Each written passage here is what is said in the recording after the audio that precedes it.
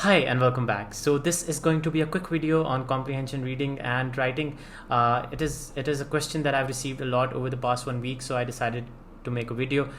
In this video, we'll go over some of the challenges that you face with the comprehension passage, how it is that you read a comprehension passage, how it is that you read the comprehension questions, and what metrics you need to consider when answering those questions. So by the end of this video, I hope you'll have a holistic understanding of the comprehension exercise, and I hope you find this helpful. And so without further ado, let's begin. But before we delve into the details of what comprehension is, I think it's important to understand the meaning and purpose of the comprehension exercise. तो comprehension जो है उसका basic मतलब और उसका basic जो एक meaning है वो ये है कि you are able to understand what is being expressed in a given passage, और यही इसका मकसद होता है. कॉम्प्रीहेंशन आपकी कैपेसिटी होती है कि जो आपके पैसेज में दिया गया है आप उसको किस तरह से समझ सकें. तो कॉम्प्रीहेंशन एक्सरसाइज का जो मकसद होता है, क्यों वो आपके CSS के एग्ज़ाम में इंक्लूडेड होती है, उसका ये होता है कि वो एक पैसिव अनस्किल्ड रीडर को एक एक्टिव इंटेलिजेंट रीडर से आप सेपरेट कर सकें. एक एक्टिव इंटेलिजेंट रीडर वो होता है कि जो एक तो तेज़ पढ़ सके और साथ साथ जो पढ़ रहा है उसको समझ भी सके. तो that is what intelligent reading is, कि you read with speed and understanding. Finally जो कॉम्प्रीहेंशन में आपकी एनालिसिस हो रही होती है वो आपकी एबिलिटी की हो रही होती है कि आप किस तरह से एक आइडिया जो पैसेज में दिया हुआ है उसको आप ग्रास्प करते हैं और उसको फिर अपने अल्फाज में एग्जामिनर को प्रेजेंट करते हैं. तो both your understanding of the idea and your presentation of that idea is being checked in the comprehension exam. तो इस तरह से इसकी एक इम्पॉर्टेंस है CSS के एग्ज़ाम में. So now will look at कि एक कॉम्प्रीहेंशन एक्सरसाइज एक चैलेंज क्यों होता है. सबसे पहली जो चीज़ आ जाती है वो ये है कि it is a time consuming exercise. आपको एक पैसेज पढ़ना होता है, उसके बाद आपने उस पैसेज को समझना होता है, उसके बाद सवालात को समझना होता है और उन सवालात के जवाबात देने होते हैं. तो इस तरह से it's a very time consuming exercise, और ये एक समझने के थका देने वाली बात एक्सरसाइज होती है. तो ये एक चैलेंज आता है. दूसरा आ जाता है कि इट्स वेरी इंफॉर्मेशन इंटेंसिव. इसका मतलब ये है कि जो पैसेज है उसके अंदर काफ़ी ज़्यादा इन्फॉर्मेशन होती है, काफ़ी ज़्यादा जार्गन होती है, काफ़ी कॉन्वोल्यूटेड आर्ग्यूमेंट्स होती हैं, काफ़ी सिनेरियोज़ और एग्जांपल्स होती हैं. तो बहुत ज़्यादा इन्फॉर्मेशन होती है जो आपको प्रोसेस करनी होती है. तो it's a challenge to process all of that. तो इट्स इन्फॉर्मेशन इंटेंसिव, और उस इन्फॉर्मेशन को प्रोसेस करने के बाद उसको समझना, उसको ठीक से पढ़ना, that can be a challenge as well. क्योंकि जनरली जो कॉम्प्रीहेंशन एक्सरसाइजेज़ के पैसेजेस होते हैं उसके अंदर डिफ़िकल्ट वोकेबलरी होती है, उसके अंदर डिफ़िकल्ट आइडियाज़ होते हैं, फ्रेजेस होती हैं, जार्गन्स होती हैं. तो उस कॉन्टेक्स्ट में उसको पढ़ना और उसका जो मतलब है उसको ग्रास्प करना कैन बी अ चैलेंज. तो ये 3 मेजर चैलेंजेस हैं जो एस्पिरेंट्स को फेस होते हैं जब वो कॉम्प्रीहेंशन एक्सरसाइज को कर रहे होते हैं. So now that we've understood the meaning, the purpose and the challenge that one faces when trying to solve a comprehension exercise, we'll look at how you actually go about attempting it. तो सबसे पहले जो चीज़ आ जाती है comprehension में, that is reading the passage. इसके अंदर मैंने आपको पहले ही बताया it's information intensive, difficult vocabulary. तो आपको कुछ स्टेप्स अपने जहन में रखने चाहिए. सबसे पहले है कि you don't have to over emphasise ट्रिवियलिटीज़. इसका मतलब यह है कि आपको डिटेल्स में नहीं फंस जाना. आपने, क्योंकि एक पैसेज के अंदर काफ़ी एग्जांपल्स होंगी, काफ़ी एक्स्ट्रा इन्फॉर्मेशन होगी, आपने करना ये है कि आपने मेन आइडिया को सपोर्टिंग डिटेल से अलहदा करना है और उसको अंडरलाइन करें, उसको आप हाईलाइट कर लें, और उस चीज़ को फिर आपने बेसिकली अपना उस पैसेज से सेपरेट कर लेना है. जो मेन आइडिया है उस पैसेज या फिर उस पैराग्राफ में, उसको आपने सेपरेट आउट कर लेना है. तो ये पहली चीज़ आ गई कि आपने डिटेल्स में नहीं फंसना. दूसरी चीज़ आ जाती है कि you have to understand the overall flow और स्ट्रक्चर ऑफ द पैसेज. अगर आपको ये समझ आ जाए कि पैसेज के किस बारे में है, किस बारे में बात कर रहा है और क्या क्या उसकी डिफरेंट ट्रांजिशंस हैं थ्रू आउट, कि वो किस बात को शुरू करके किस बात पे ख़त्म कर रहा है, तो if you are able to understand that, तो आपको बेहतर समझ आ जाएगी कि पैसेज है किस बारे में और इस पे आपसे पूछा क्या जा रहा है. तो that is the second tip. तीसरा टिप आ जाता है, दैट इज़ वेरी इंपॉर्टेंट, कि अगेन मैंने आपको बताया है कि पैसेज के अंदर काफ़ी वोकेबलरी कॉम्प्लेक्स किस्म की यूज़ की जाती है, very Shakespearean in its context. तो complex vocabulary, difficult jargon, very convoluted information. तो आपने किसी एक अल्फाज पे फंसना नहीं है. आपने पैसेज को पढ़ना है, उसको समझना है, आपने अल्फाजों के मतलब निकालना नहीं शुरू कर देना है.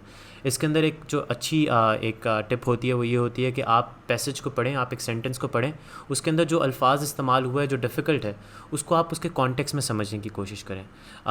कॉन्टेक्स्ट में इस तरह से समझ सकते हैं कि आप देखें कि बात किस बारे में हो रही है, तो ये अल्फाज کیا مطلب ہو سکتا ہے اس کا پاسبل، تو آپ اس کو اس طرح سے پیسج کو سمجھ سکتے ہیں، کیونکہ اگین اس کے اندر آپ نے الفاظوں کو نہیں سمجھنا، آپ نے پیسج کو سمجھنا ہے۔ ادھر اگر میں ایک پرسنل ٹپ دیتا جاؤں، اگین یہ ایک ٹپ ہے، it's an opinion, you don't have to agree with it, لیکن it's something that work for me, کہ do not start by trying to read the entire paragraph first. اگر آپ جاتے ساتھ ہی پہلا پیراگراف پڑھنا شروع ہو جائیں گے اور اس کو بڑی ڈیٹیل سے پڑھنا شروع ہو جائیں گے تو اٹس ڈیفیکلٹ، کافی ٹائم کنزیومنگ ایکسرسائز ہو جاتی ہے۔ ایک بہتر طریقہ یہ ہوتا ہے کہ you just skim through the passage, آپ کو جو دیا گیا ہے آپ اس کو بس ایک دفعہ نظر دہرا لیں اس کے اوپر سے کہ لکھا کیا ہے، آپ ایک جنرل آئیڈیا لے لیں کہ کس بارے میں بات ہو رہی ہے۔ اس کے بعد you go through the questions, کیونکہ آپ نے at the end of the day passage نہیں ایکسپلین کرنا، آپ نے کوشچنز کے آنسرز دینے ہیں، تو یو ہیو ٹو جو پہلی چیز آپ تھورلی جس کو انڈرسٹینڈ کرنے کی کوشش کریں گے، that should be your questions not the passage. تو پہلے آپ کوشچنز کو سمجھیں، understand what is being asked, سمجھ جائیں کہ وہ کس کس بارے میں پوچھ رہا ہے، اور پھر اس کے بعد یو ریڈ دا پیسج۔ پہلے آپ نے اسکم کیا، دوسری دفعہ آپ پراپرلی پڑھیں اس کو، پھر آپ کے ذہن میں آلریڈی کویسچنز ہوں گے، آپ کو پتہ ہوگا کہ ایگزامینر کیا پوچھ رہا ہے، پھر اس کی جو ریلیٹڈ انفارمیشن جیسے جیسے آپ کو پڑھتے پڑھتے نظر آتی رہتی ہے، یو انڈر لائن دیٹ، اور اس کے ساتھ ساتھ کویسچن کا نمبر لکھتے رہیں کہ کس کویسچن کے ساتھ یہ انفارمیشن ریلیٹ کرتی ہے۔ تو اس طریقے سے اٹس ٹائم سیونگ، اور آپ کافی بہتر طریقے سے اس کو اپنے آنسرس کو آنسر کر سکتے ہیں۔ تو that is a personal tip, again I am not saying that this is the way that you should be doing it, لیکن it's something that worked for me، اور تو I thought I'd share that. So now that we've understood the dynamics you need to consider when reading a passage, there are some dynamics that you need to consider when reading a question as well. تو اس کے اندر سب سے پہلی چیز آ جاتی ہے کہ you underline the task words. task words وہ الفاظ ہوتے ہیں جو آپ کو بتاتے ہیں کہ ایگزامینر پوچھنا کیا چاہ رہا ہے۔ اس کے اندر الفاظ ہوتے ہیں mention, explain, state, do you agree. تو ان الفاظوں کو آپ انڈرلائن کر لیں تاکہ آپ کو پتہ چل جائے کہ آپ نے کرنا کیا ہے، اس میں آپ نے مینشن کرنا ہے، آپ نے کسی چیز کو ایکسپلین کرنا ہے، یا پھر آپ نے بتانا ہے کہ if you agree with something or not. تو you underline the task word first، اس کے بعد آپ کویسچن ورڈس کو انڈرلائن کر دیں، جو ہوتے ہیں کہ آپ کو انفارمیشن کون سی ڈھونڈنی ہے، آپ کو ہاؤ کسی چیز کا ڈھونڈنا ہے، وٹ کسی چیز کا ڈھونڈنا ہے، پھر وائی کسی چیز کا ڈھونڈنا ہے۔ تو that again gives you direction کہ آپ نے کس ڈائریکشن میں اپنا آنسر لے کر جانا ہے۔ فائنلی چیز آ جاتی ہے that is underlining the action verbs, وہ الفاظ ہوتے ہیں جو کہ آپ کو بتاتے ہیں کہ آپ کی انفارمیشن ہوگی کہاں پہ۔ فار ایگزامپل یہ 2019 کا ایک کویشچن تھا کہ how was the crowd behaving, تو اس کے اندر جو آپ کا ایکشن ورب ہے دیٹ از کراؤڈ بیہیویئر۔ اب آپ نے پیسج میں دیکھنا ہے کہ کراؤڈ بیہیویئر کس جگہ پہ مینشن ہے، تو آپ اس کو پھر ادھر سے انفارمیشن نکال لیں گے۔ تو that is with relation to how you read questions. So once you've read the passage, you've read the question, you've understood what is being asked, اور آپ نے انفارمیشن انڈرلائن کر لی ہے، then you move on to understanding how you answer those questions. سب سے پہلے ادھر چیز آ جاتی ہے کہ you have to understand what is being asked for and identify the relevant information. جو ایگزامینر نے پوچھا ہے آپ نے اس کو سمجھنا ہے اور پیسج میں سے اس ریلیونٹ انفارمیشن کو ایکسٹریکٹ کر لینا ہے۔ دوسری چیز یہ آ جاتی ہے کہ جب آپ نے اس انفارمیشن کو ایکسٹریکٹ کر لیا، آپ نے اس کا جو مین آئیڈیا ہے اس کو سمجھنا ہے اور پھر اس مین آئیڈیا کو اپنے الفاظ میں پریزنٹ کرنا ہے۔ تو اگین پیسج کو کاپی پیسٹ نہیں کرنا، یہ بہت آئی وڈ سے رانگ پریکٹس ہے کہ آپ پیسج کے ہی الفاظ استعمال کریں، جتنے آپ اپنے الفاظ استعمال کر سکتے ہیں، کیونکہ اگین وہ comprehension is both understanding what is given in the passage and presenting it in your own words. تو یہ اون ورڈز والا ایلیمنٹ کافی کروشل ہے کمپریہنشن ریڈنگ میں۔ تو آپ نے اپنے الفاظ میں اس کو پریزنٹ کرنا ہے۔